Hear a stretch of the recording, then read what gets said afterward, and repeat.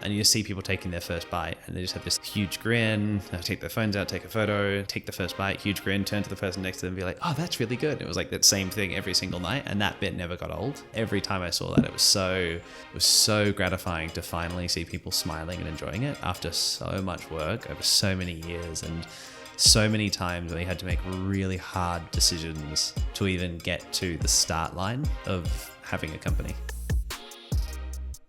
Hi everyone, I'm your host Rohit Bhargava and you are listening to episode 187 of the Startup Playbook podcast, a weekly series where I sit down with successful tech founders, investors and operators to unpack their journey, lessons and insights to help current and future entrepreneurs. The voice that you heard a little bit earlier was that of George Peppou. George is a founder of Vow, one of the most intriguing companies that I've had on the podcast. Unlike the majority of other players in the space, Vow isn't looking to replicate meats that we already know. Instead, they're focused on taking cultured meat technology to create an entirely new category of food by inventing new meats that are tastier and more nutritious than animals that already exist. In November 2022, Vow raised a $49 million Series A funding round led by Blackbird and Prosperity7 Ventures. In this episode, we covered a wide range of topics covering everything from the opportunities and challenges that come from running a business in hard mode to why George prioritizes health and energy management as a founder. Without further ado, here is my interview with George Peppou. Hi, George. Welcome to the Startup Playbook podcast, and thanks so much for taking the time to be on the show today. Thank you for having me. So, George, for those people that may not be as familiar with you and your background, do you want to share a little bit about your story and what got you here today? Yeah, sure. My name is George. I'm the founder and CEO of Vow these days. But going way back to when I finished high school, I ended up doing a science degree while working basically full-time in commercial kitchens. And then since then, I spent my whole career working on various types of the future of food and agriculture. And that sort of culminated just over 5 years ago now with starting Vow, which is a cultured meat company focused on growing animal cells to create meat, but then using that to invent meats that are entirely different from what we eat today. That people that really enjoy having meat in their diet choose selfishly because of those differences, not because of the similarity to what we already consume. Yeah, a very cool company. And I had the pleasure of going through and seeing your factory just yesterday, which is absolutely incredible, which we'll get into. But George, I thought I might go back a little bit earlier. I heard you mentioning on another podcast that a really, not inflection point, but like a really interesting kind of memory for you was building a deck with your dad and right. How that kind of shaped a lot of your kind of view on building things. Do you want to talk a little bit about that story? Yeah, I think I can't even remember how old I was. I was early high school, so probably like 12 or 13. And he decided that he was going to build a deck, which does seem to be what most dads do at some point in their fatherhood. Just one day, dads were going to build a deck, and he got a book on how to build one and just went through, read the book and started doing it. And seeing that project end to end of just, hey, I'm going to do a thing. I'm going to teach myself the skills to do it, and then just learn by doing and making mistakes and asking for help when I need to, very much formed how I think about doing things and doing things which are outside of my comfort zone. Turns out pretty much anything you can just learn by the combination of reading and asking. And as long as you have a decent amount of self-confidence and are also willing to ask for help when that self-confidence proves faulty, then you can pretty much do whatever you want. Outside of that, was that obviously that kind of experience and things like that shaped a lot of your perspective on things? Is there anything else you took away from your early childhood or from your parents that shapes how you think about the world or how you approach building businesses? I think my mum's a journalist as well. And so that sort of very intentional inquisition and that very intentional inquiry to get to some kind of truth when it's not obvious, and how you question and how you work through different perspectives to find some kernel of as authentic as truth can be within that, very much is shaped how I think about discovery and discovering whether it's a customer segment or a technology or a particular industry. Is that same sort of approach of you'll often get the face value answer and then you dig and you dig and you dig and you find that either there is something really substantial behind it or it is just a dogma that's existed in that industry for a really long time. And that's been really helpful with Vow because so much of what we're doing with cell culture is being imported from pharmaceuticals. And for really good reason, that industry is incredibly risk averse and we have to reinvent a lot of it for food cost structures. And that requires that ability to go in and inquire and ask questions and understand what is built on physics or reality versus what is built on industry dogma or tradition that has been built up over 40 years. Yeah. Obviously, as I mentioned earlier, what you're building with Vow is incredible and really forward thinking. But what's really interesting is looking back at your career even prior to that. and seeing how all of the dots line up to get to the point that you've gotten to. Is it true that you worked in a commercial kitchen as a chef for a while as well? Yes, that's right. Yeah. What was that experience like? So I was working mostly in like cafe restaurants. I did hospitality in year 11 and 12, and I really enjoyed it. And I really enjoyed especially the work experience element of getting into a real kitchen. There's something about the combination of intensity and structure, which was really appealing. And going from this set of raw ingredients in the morning to just plate after plate of beautiful food in the evening, that was just really satisfying. And I loved the kind of adrenaline-filled urgency you get in a kitchen. And so after I finished high school, I wanted to keep doing that. I wanted to keep working in kitchens, and I mostly worked in local cafe restaurants around where I was growing up. But then towards the end of university, I wanted to try to see if there was something in that as a career. And so I did what's called stage, where you go and work for free in a few different high-end restaurants around Sydney. And I got in there and I was like in the kitchen of some of the best restaurants in the city. And it turned out, I'd always had this idea. I was like, oh, working in these small cafe restaurants it's good, but it's not great. The high end is where it's going to be really great. And then I got into high-end restaurants. I was like, oh no, wait, this is worse. Because unlike the small restaurants where you do a bit of everything, the high-end restaurants, in one case, I was just doing one part of one dish for weeks on end. And it was like one small section of one dish. And it was like, I did it 150 times a day and it had to be perfect every time. And that was it. It turned out it was a bit more like factory work than what I really liked about cooking, which is the creativity and the transformation of a lot of different ingredients. Yeah. And so you left that world behind and did what the natural next best thing to do is to become an inventor. Yes, that's right.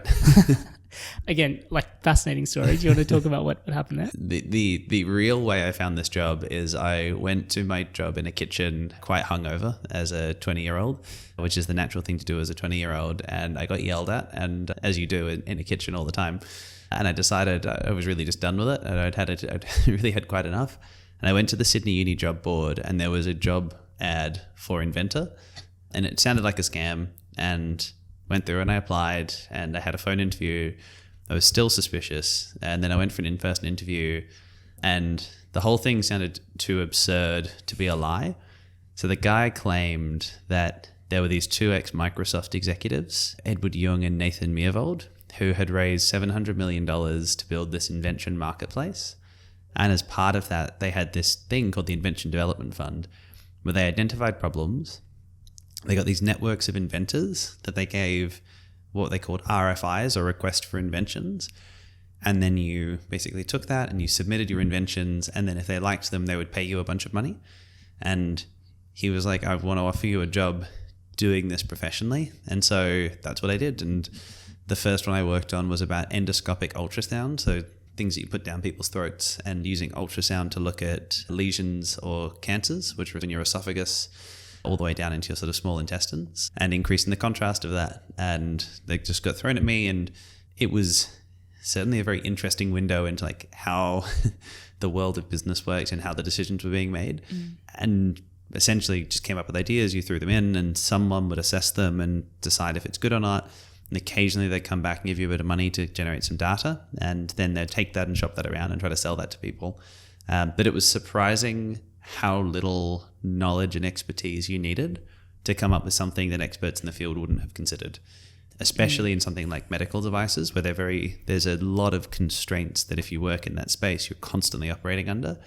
And when you come as an outsider and you're like, hey, what about this other thing? It's, well, I guess that might be able to work, but here's all the reasons, here's all the things you'd have to overcome. But I guess there's no reason it couldn't work, was often the response. And no one had thought of it. Yeah, it's almost being from an outside perspective and not having any ingrained knowledge, gives you the freedom to ask those dumb questions. Very much so. People would normally take for granted and go, you can't possibly do that, can you? Yep. And that was basically the entire job. It was funnily enough, through that, one of the clients I ended up working with quite a bit was the Australian meat industry through Meat and Livestock Australia. And so I did quite a lot of work with the Australian meat industry. And this is over 10 years ago now at this point, working on requests for inventions around all sorts of things to improve the quality and the objectivity of the meat supply chain. I imagine you're getting all of these really difficult problems across a range of different industries thrown at you. And suddenly you do... Obviously, as we just said, having an outsider's perspective is helpful, but you need to have some level of knowledge to understand the problem space. What was your process to, once given a problem, to learn and understand the intricacies of that particular problem set? Well, that's a big question. I'd usually start by just reading everything I can get my hands on and watching a bunch of videos on YouTube. There's a lot of really good training resources for essentially every industry on YouTube. And so you want to learn how to use a medical device, you can go watch videos, instructional videos. You want to learn how to use a cattle crush, you can watch instructional videos. So you can read a little bit, watch a little bit, and then go and find people that operate in the industry to talk about and just ask them a bunch of questions about what they do and how they do it. And people are generally really willing to share quite a lot. I used to play the student card, be like, I'm a student working on a project. Can I speak to you about this particular thing? I have these very specific questions about it. And probably 9 out of 10 times people will be like, yeah, absolutely. And very happy to jump on a 30-minute phone call and let you just ask them any question and without asking any qualifiers about who you are or why you want to know. So doing a lot of that, reading, watching, talking to people, starting to build up a bit of mental model of how it works, and then starting to use early ideas as a way of testing that mental model, of then calling back someone who I'd spoken to and saying, hey, I got an idea I want to run by you. I'm thinking, could you use X and Y to solve this problem? And they'd tell you all the reasons that you were wrong, and you can use those to understand how your mental model of how their particular problem works to be right or wrong. And I think what surprised me most of the time was what had been presented as a technical problem of there's one that really stood out to me, which was around a surgical issue around anastomoses, which is when you join 2 bits of gut with a circular stitch. They leak quite a lot. And that was presented as a technical problem. How do you stop this thing leaking? And I remember it was like a second or third round call with one of these surgeons. And I was like, hey, I've got this idea about how to detect this. And I want to just run you by this and how you'd use it in surgery. And he said, I wouldn't use it in surgery because mine never leak. And I was like, right. But statistically, like 10 to 20% of these things leak. So, and if you do like 100 a year, like surely one of them leaks. No, none of mine ever leak. And I spoke to the next surgeon and he said the same thing. Next surgeon said the same thing. And I was like, this isn't a technical problem at all. This is completely a psychological problem where no one believes that they're the cause of the issue. And so having a preventative measure or a detective measure, trying to sell that into surgeons is really not going to work. This is going to have a different path in if it's ever going to be adopted. And so telling surgeons, hey, this is how you can detect when you make an error, if they seem to believe they don't make errors, was really not the right pathway. And that was a really common theme. Here's a technical problem. You talk to the users. No, I'm not interested in the solution because I don't have that problem. Yeah. After that, you went into your first experience within startups specifically, which is with Grow Lab, which is a AgTech accelerator program that you were running. I guess, was that the first time that you saw taking a lot of your prior experiences and your experience as an inventor through that and looking at ways to commercialize a lot of the concepts that were coming out? It was less the commercializing what I had been working on. It was more finding people that had an early stage idea and trying to support them. I think the realization through the work as an inventor is it was very rarely a technical problem in isolation. And if there was a technical solution, you needed some product to wrap it in before it would become compelling, and really starting to abstract that from here is a particular invention that solves a problem to here is a product that embodies that invention that allows it to be really easily implemented in a particular practice, whatever that is across the food chain. And I was working with a pretty wide variety of founders over a pretty long period of time and seeing a lot of the ones which were the most successful by a long shot were the ones that were least attached to a particular solution. And so it shook my own view of the role of invention in solving a problem. The ones that came in, they were like, I have this particular invention or widget and I want to commercialize it through this software platform or whatever it might be, were the ones that tended to do the poorest, because when they heard something which didn't support their own bias of what they thought their customer needed, they would just ignore that. The ones which really cared about the problem or the opportunity and weren't really wedded to the thing that they were working on at that point were the ones that were able to constantly adjust and adapt with that new information. And so it became really clear that if you're going to try to build something, if you're going to try to build a venture, the less attached you are to the technical solution, the more likely that venture is to survive the early days to get to the point where you can actually introduce something to the market. Again, I guess you would have seen quite a cross section of different ideas and concepts through that time period. And I think one of the challenges for founders is they don't get the sample size. There's usually the one of one, as you said. Here is a problem that I've identified. I've gone really deep. Here's a solution that I've come up with. I guess, were there any specific, outside of what you just mentioned in terms of not being wedded to a particular solution, was there anything else that you learned through that process that you then apply to how you think about building Vow? Yeah, the other theme which kept coming up was the rate of iteration that some of these founders were working on. And so the founders, which were just like shipping stuff all the time, were learning way faster than the founders that weren't. So the one, like the person that stood out more than anyone is this unbelievable founder, Anastasia Volkova, whose company was called Fluoresat at the time. It's now called Regrow Ag and I think she's based in LA at the moment, but offices all over. She was just relentless on shipping stuff. She would ship so early when things were so broken, and she learned so much through that process. And she was just relentless in getting things out into the real world. And that was one thing that I took away really early, is like you have to find a pathway to ship earlier than it seems ready, because what you're trying to bring out is almost certainly wrong. And the sooner that makes contact with the market, you're going to find out how wrong that is. What does that look like for a company like Vow? Because I think one of the things that came up repeatedly when I was speaking to people as part of the research for this interview was your speed of iteration and how quickly you guys move and learn and adapt. Trying to build something like you're building is extremely complex and time consuming. How do you supply those principles into a business like Vow? So basically what I did is I watched what these founders did, and then I was like, right, rather than picking a company where I can iterate really quickly, I'm going to pick a company where it takes 5 years to come to market and ignore everything that I've learned. And so we launched just a few weeks ago in Singapore, quite literally after 5 years before we actually had contact with the market, which is basically the opposite of what I said was a good thing. What I found though is that within a technically complex company like Vow, you can iterate and learn across a lot of different vectors independent of the market. So we say this often, that we have technical risk, scale up risk, regulatory risk, and go to market risk. And how do we learn across each of those vectors independent of being able to do them all together? And so as an example, long before we were submitting official data to regulators, we were going to them and talking to them about the basis of our risk assessment and providing draft documents or draft safety narratives and getting feedback really early. Entirely independent to that, we had a manufacturing process which we were quite literally building and operating at the same time. And so there was one period where we believed we were going to work with a contract manufacturer. Turned out for many reasons we couldn't. And we decided one day we're going to build a factory. Within 2 days, we procured all the equipment. And within 6 weeks, it had all arrived and been installed. And then we were like, great. Sure hope we figure out a process that can actually scale on the equipment we just bought in the next 6 weeks. And so then in parallel to that, a group in the lab are trying to figure out what's the most rudimentary process that we could scale up in this production line we just bought. And it was like pieces of equipment are landing, getting unpacked during the day, trying to do the first production runs at night, just like basically taking a stab in the dark.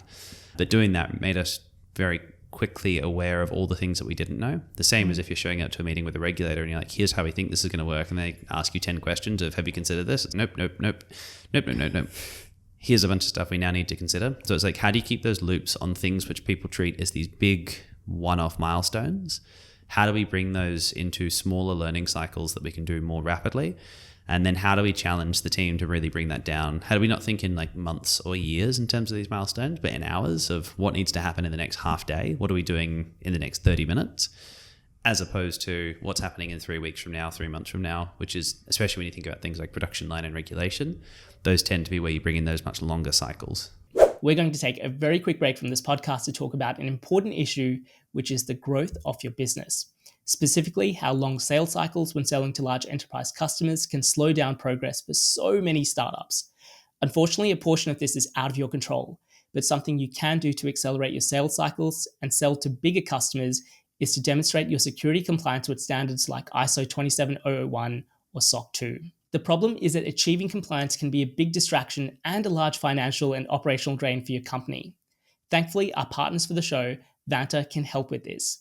Vanta automates up to 90% of compliance, getting you audit ready quickly and saving you up to 85% of associated costs. And Vanta scales with your business, helping you continuously monitor compliance, unify risk management, and streamline security reviews.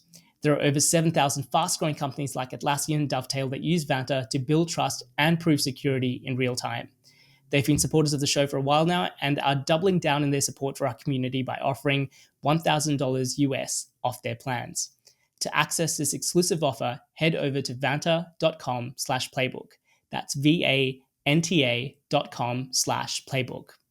All right, let's get back to this episode. Maybe going back a step, I know that Blackbird invested in you at the pre-seed or led the pre-seed round, and then Square Peg invested at the seed round. It was something that James Tynan and I spoke about on the podcast recently.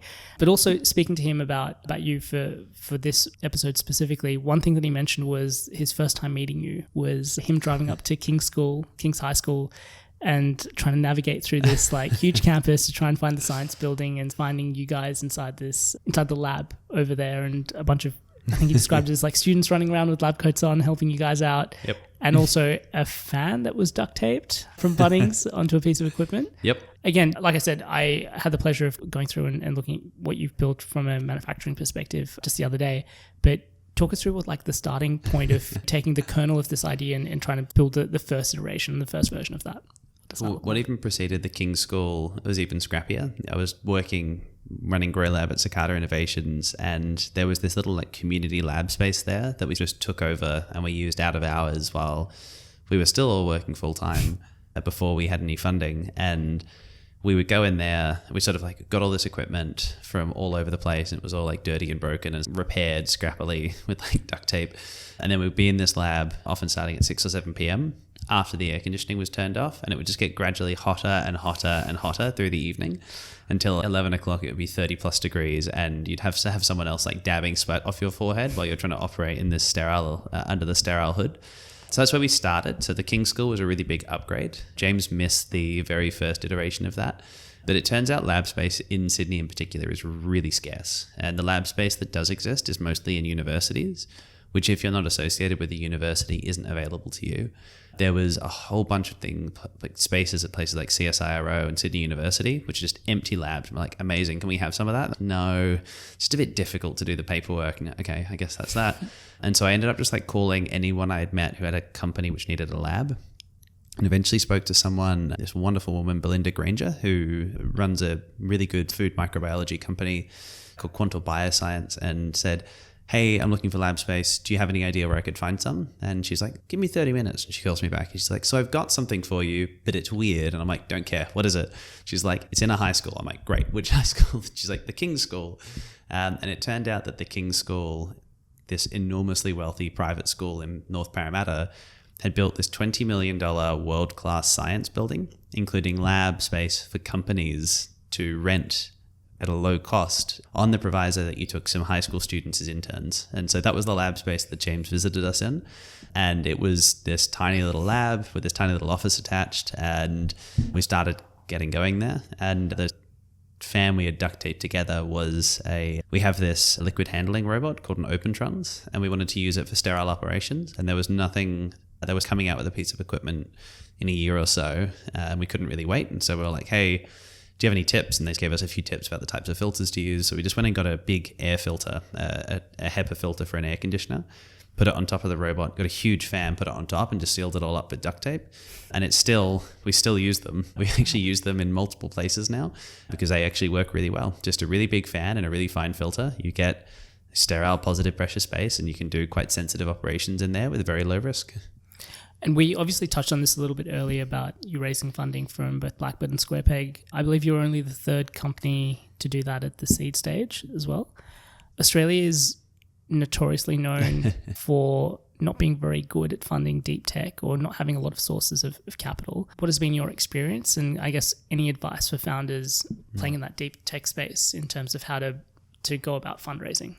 So I think part of our experience is different from most deep technology companies because I don't identify Vow as a deep technology company. And I guess the delineation I draw is, it's going to get very abstract very quickly. I view deep technology companies as ones that are built on creating the most performant technology in their category. And so it's things like therapeutics and orbital launch. If your metrics are the best in your category, you win that market. And so you should spend a really long time in R&D making sure you have the most performative technology before you bring it to market.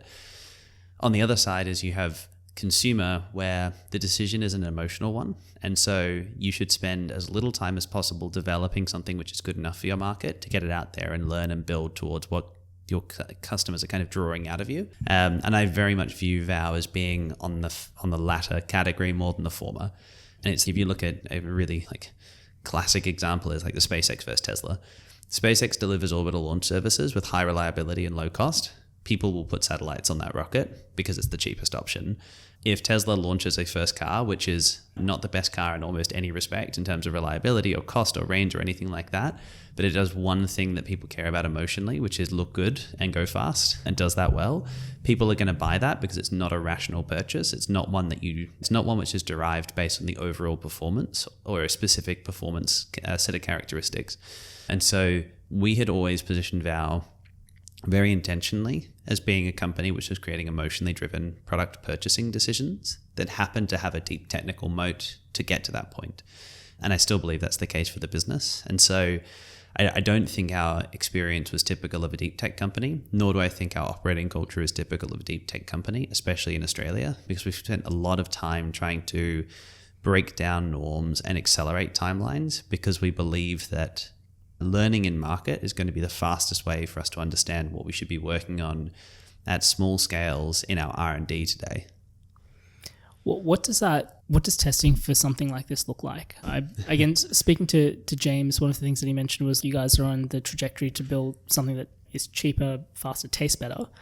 How do you test for the taste aspect or know that you're on the right path with the product that you're creating? Well, I think the answer is we taste a lot of it is the short version. So we're doing constant sensory evaluations, and some of those are really specific. So recently we've been doing a lot around sort of texture products and looking at the types of fibers and how does it feel right in your mouth? Not does it feel like anything in particular, but does it feel right?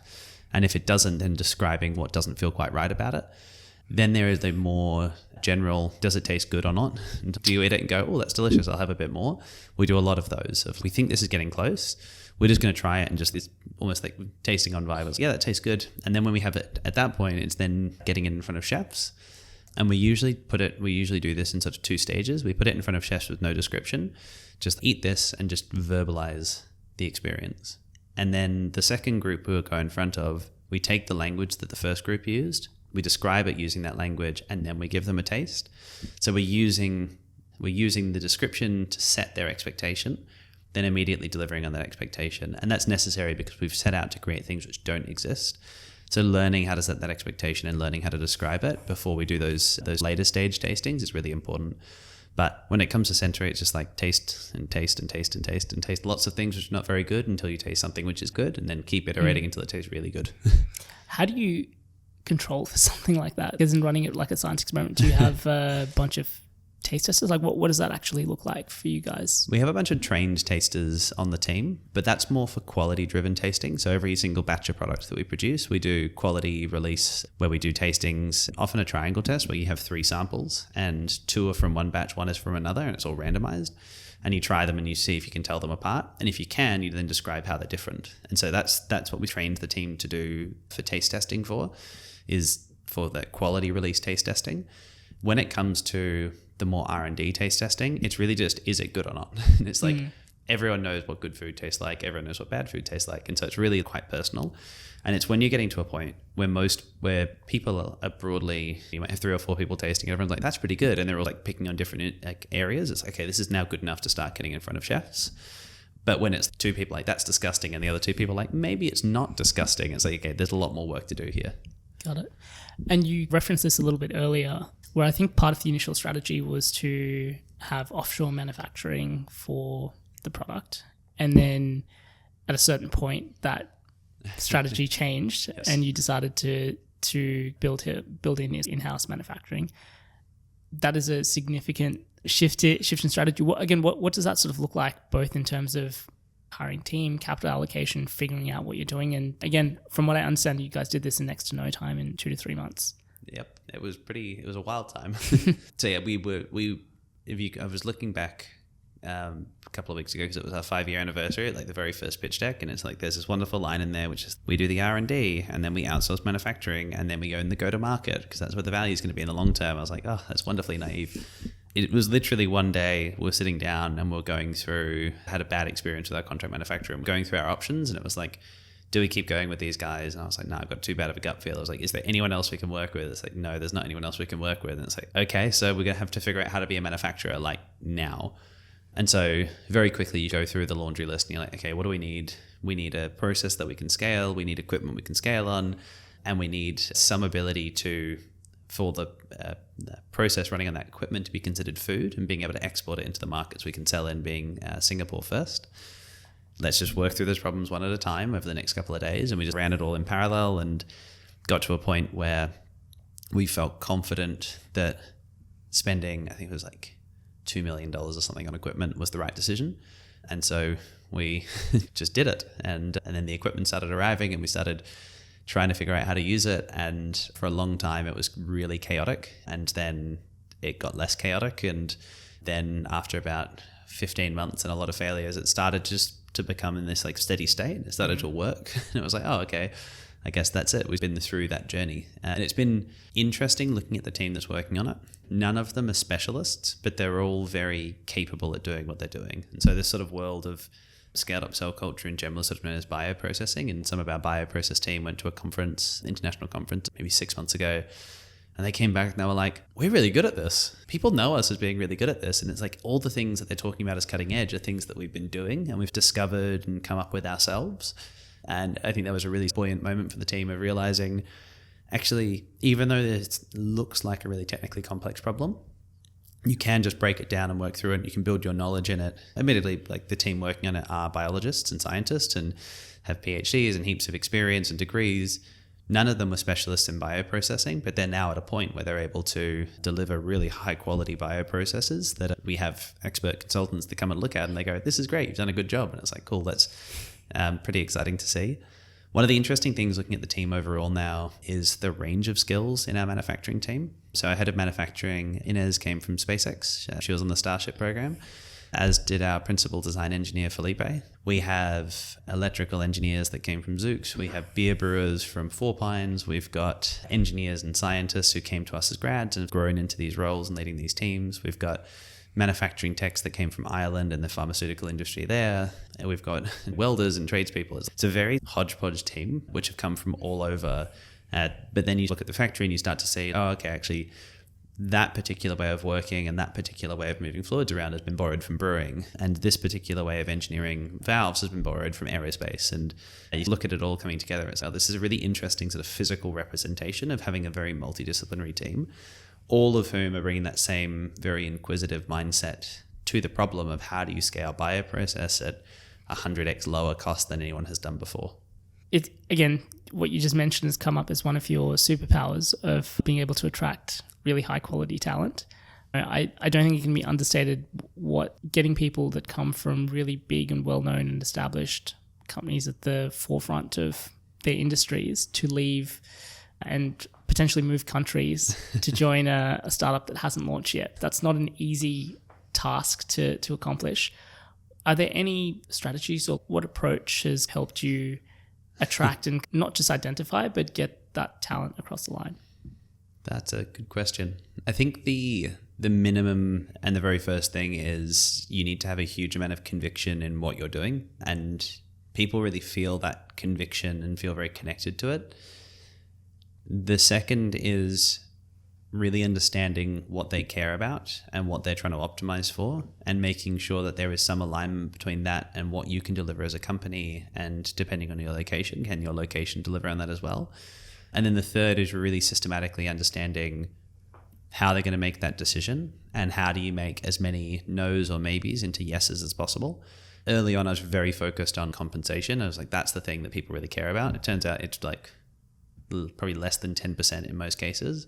And doing really small things like helping them understand the cost of living and what does lifestyle equivalent salary actually matters a lot, especially if you're coming from a really high cost location like New York or San Francisco. That's a really effective way of helping people understand what does life in Sydney look like, really understanding what lifestyle they want for themselves and what they're trying to optimize for. And so for many international candidates, the core sell for Vow is come here and work on really interesting, hard and high impact technical problems in a place where you can also feel safe. Full stop.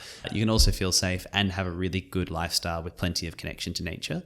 There's really not many places in the world that you can do that. And there's very few companies in Sydney where you get to work at the pace and on the scale of technical problems you can at Vow. especially having the full loop under one roof. And so it's really trying to understand what's motivating them and how do you get as many no's or maybes in their list of decision points to yeses.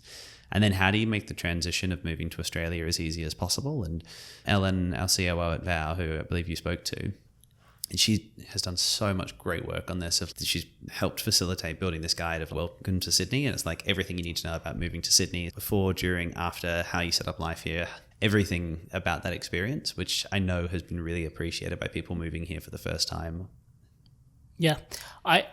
As you said, I think it can be tempting to view compensation as the biggest factor for people. If it is, they're probably not the type of hires that you want at the early stages as well. I think really, as you said, alluded to, want people to really identify with the mission and probably have a bigger purpose around how they want to spend their time working. Really smart people have no shortage of options. Yep.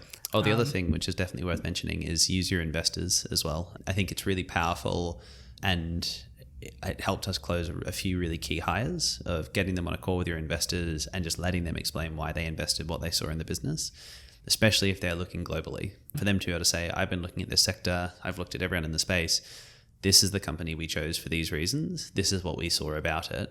That is so powerful to build their confidence. If that aligns with what is building the candidate's confidence in the company, it's really helpful to reinforce that and build that trust if the investor says the same thing as you. Yeah, no, that's a really great point. I think one other thing that you mentioned that I really loved is just understanding their motivations of things, obviously work-wise, but also lifestyle-wise, and what they kind of really want. How do you go about gathering that information through interviews, or what's your approach in identifying that? I think in general the interviews we do, there's sort of two modes. The first mode is the assessment and trying to understand, do they meet the criteria? When we get to high conviction on a candidate, my mode then really switches to understanding what they're looking for. And so it's much more inquisitive. It's asking them a lot more personal questions, understanding, are they in a relationship? What does their partner care about? What does their lifestyle look like now? Where do they live? What do they value about that? What are the activities they do for fun? What are their goals in the next few years? And I found generally people are quite open when you ask those questions, especially if they're considering such a major life move. And so just ask that really openly, understand it, and then be really honest about if they're like, oh, I'm really nervous about moving to a new city. Well, here's someone who did that move 6 months ago. Would you like to speak to them? Yeah, that'd be really helpful. Oh, great, I'll connect you with them.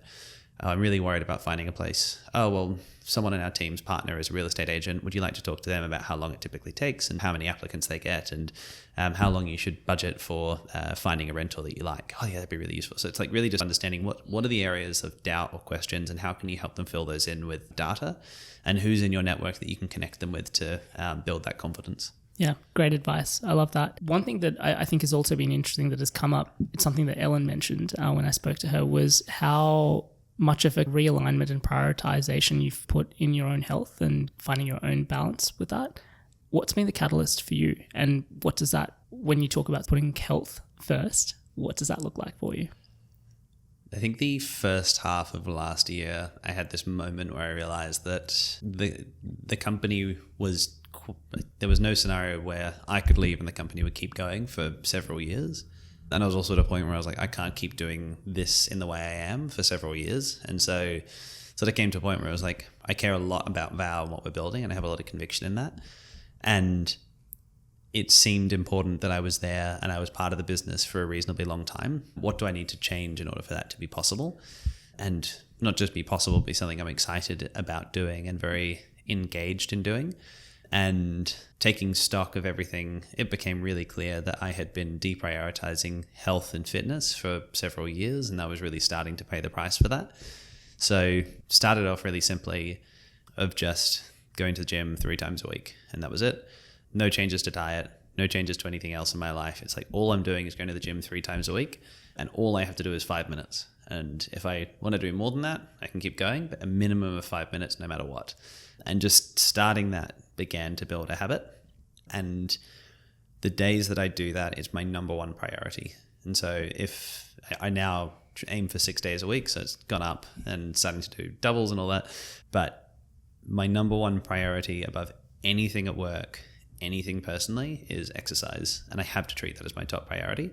And then I started adding in extra things of going to reduce my drinking. I'm going to be more aware of my diet. I'm going to eat more protein. I'm going to eat more vegetables, and just gradually layering those things in at a point where it doesn't require much willpower. So waiting until a point where I'm feeling really good, I'm feeling healthy, I'm feeling the benefits of whatever the previous step I took, and then adding in something else very incrementally, and extremely minimal expectations of myself of I'm going to eat more vegetables, and if I do it 1 day a week, great.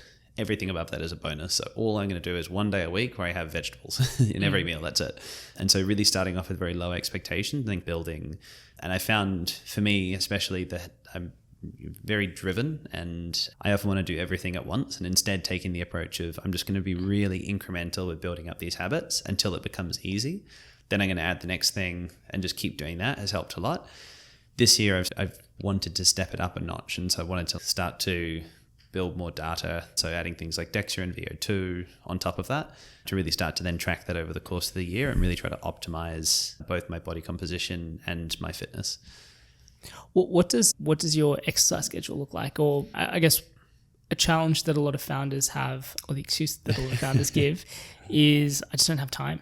Like there's a million one things to do. There's this catalog and a list of things, and I can just never seem to catch up to everything. What does your day or structure look like, or what does your exercise schedule look like?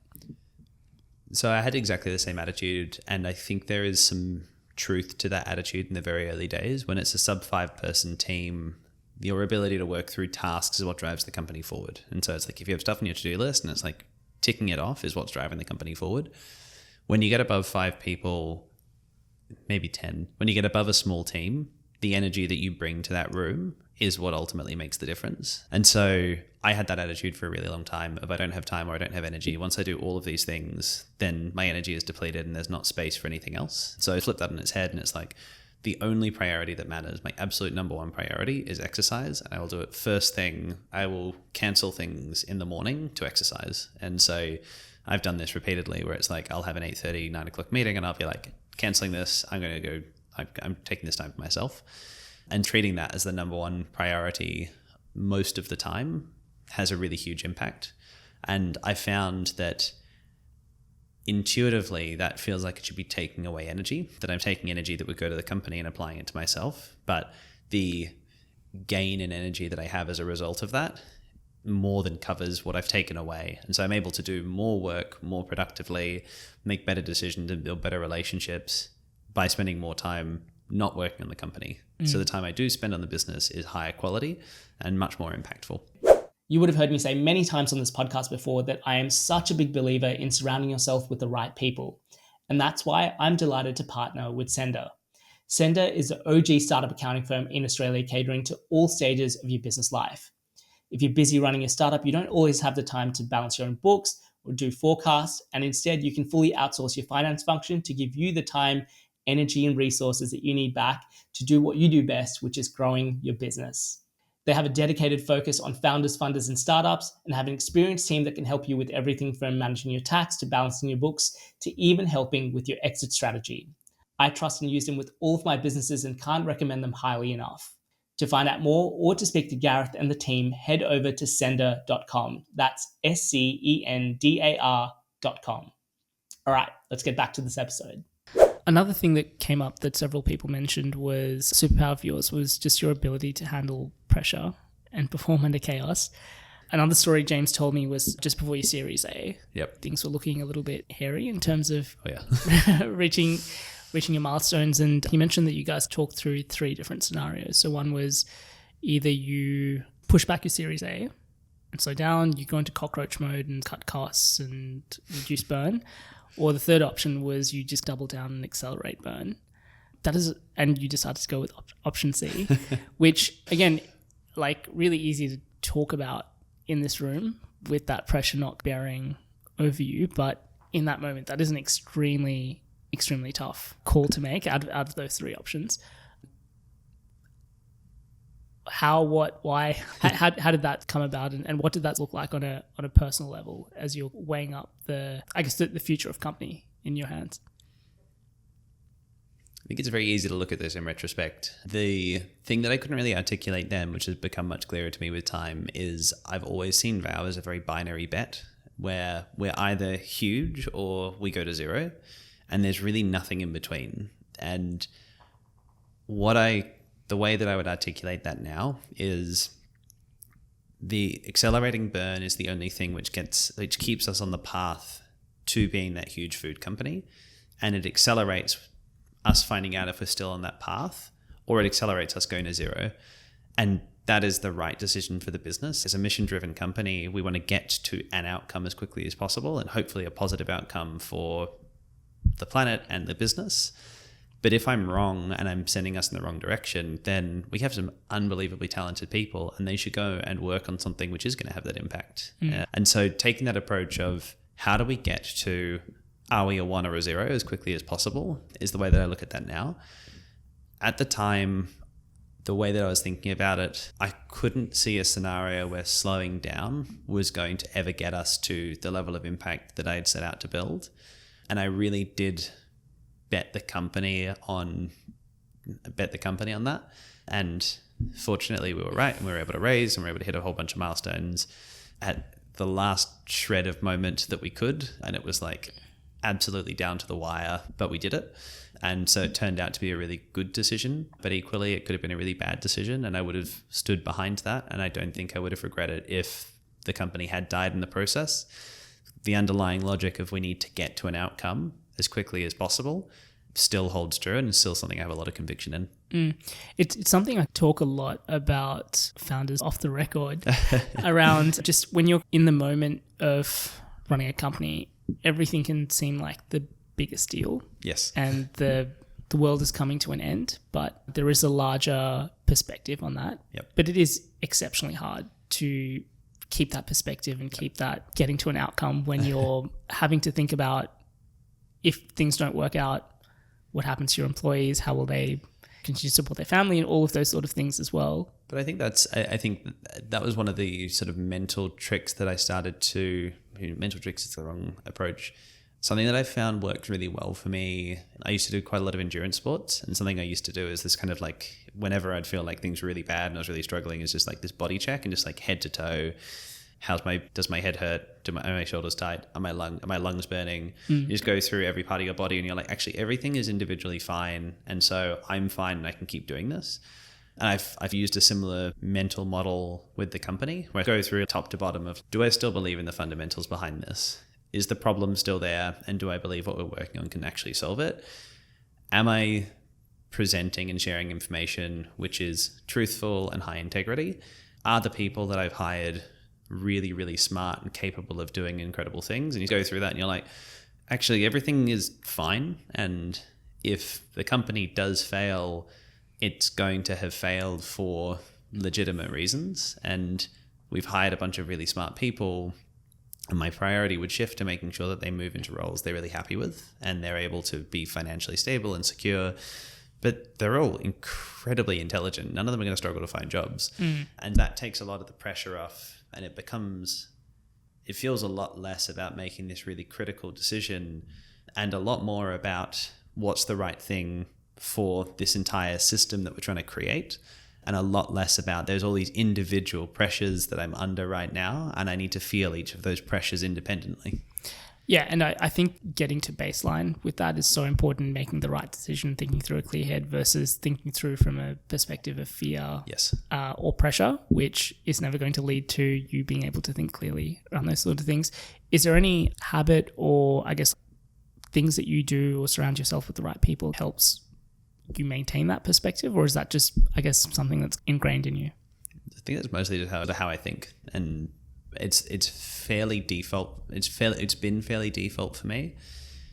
As the company has got bigger and more complex, and I felt that pressure more, I've tried to be much more intentional about that, of just bring it back to the fundamentals of why we started this in the first place, and what are the boundaries that I really care about and won't cross, and has any of that changed, or have I crossed any of those boundaries? And if the answer is no, then the downside is pretty limited. The downside for me is extremely limited because I've learned a whole bunch, and I've got a whole heap of skills which have been forged in the fire of having to go at full pace. The downside for the team is pretty limited because they've learned a bunch of stuff and they're really, really intelligent people who are going to go and do great things. And so once you have that mindset, this fear of I'm making a company, live or die decision goes away, and it becomes much more of it's much lower pressure. It feels much lower pressure than it seemed 20 minutes ago. One thing that we were joking around about when we were at your factory was even when you were describing to me the post-packaging process and getting things out to Singapore, having experienced a part of that previously, that's an easy thing on its own. And that's an entire business on its own. James mentioned that you guys are doing business on hard mode. And again, I know we've joked previously about you having to be exceptional at 7 different things to just make this one business work.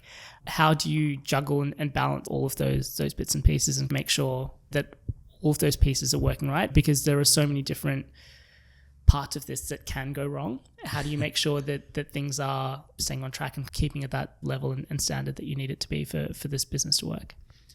I quite like getting in the details, and I quite like knowing what's happening at a very granular level. So when I'm in Sydney, beginning of day, end of day, every single day, I'm walking through the factory, both factories. I'm talking to the operators. I'm understanding exactly what's happening on the line, what's working, what's not. Doing a similar thing with often a lot of the tech teams and the product team on a daily basis. So I really want to know quite granular detail what's happening. And a lot of the time when something feels wrong, I can't really articulate it. And so I'll grab whoever's leading that area and I'll be like, hey, I've got a vibe about this particular bit of work that I can't really articulate. Let's just work through it. But something here feels wrong. And that has tended to be how I've approached it, especially in the last year. We have really good leaders, and I'm in a very fortunate position to have an extremely strong leadership team that are able to manage a huge amount of complexity in each area of the business and also maintain enough bandwidth when I grab them and I'm like, hey, I've got a vibe here that we need to work through, is that they have enough headspace to be able to do that and to be really constructive and patient as I try to articulate some feeling that I can't really share to get to what piece of data do we need to answer if this is actually the problem or if this is the right path. I think that's the other part is I lean very heavily on data. I don't like assertions. I don't like anyone sort of telling me an opinion or a narrative. I'm like, show me the data that you have. And if someone else has better data, then they're the one who has the better opinion. And so really leaning heavily on data to make decisions wherever possible, or getting data very quickly to make better decisions, especially when things are very ambiguous. And then I guess the other thing we do a lot of is everything we do is so ambiguous, is try to do multiple things in parallel to figure out which one's going to work. So we do this all the time. We're doing this in the next generation process that we're developing at the moment. We're running essentially 2 complete projects, well, kind of 3 complete projects in parallel. It's a first past the post approach of whichever one generates this data is the one that we're going to go with. And we're just going to run all 3 in parallel till we have one which is a clear winner, and then we drop the other 2. And so all of that together makes it possible to stay on top of all this complexity, but also try to avoid having to make decisions in a vacuum or decisions which are based on opinions, because you just spend so much time going in circles when you're trying to make decisions based on opinions and not data, especially when you're working in a technically complex business like Vow. Just really taking that sort of science experiment to the next level, right? Applying it to every part of the business. And the same in marketing. Now we're on market as we very much take that approach. What hypothesis are we testing? What's the experiment we're using to test that hypothesis? What data will enforce or invalidate the thing that we thought was true? And then what do we do with that information next? And it's the same thing as then how do we make that cycle go faster? Same logic we applied in technology, same logic we applied in manufacturing, same logic we've applied in regulation and in product development. How do we apply that in now marketing and go to market? Yeah. And you just mentioned this. Congratulations on recently launching. Thank you. Officially.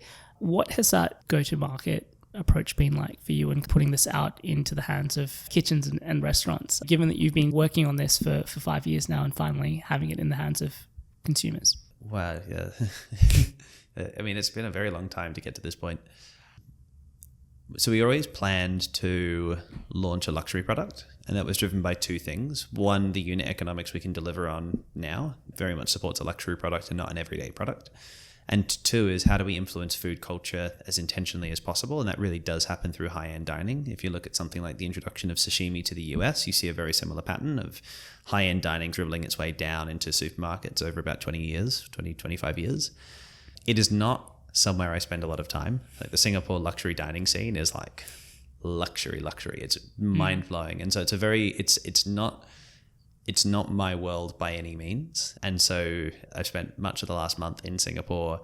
We on the floor serving and talking to our first 150 odd paying customers and just listening and learning and taking it all in. And so it was simultaneously one of the most intense phases of learning of the last 5 years, alongside one of the most gratifying moments of the last 5 years of just every night.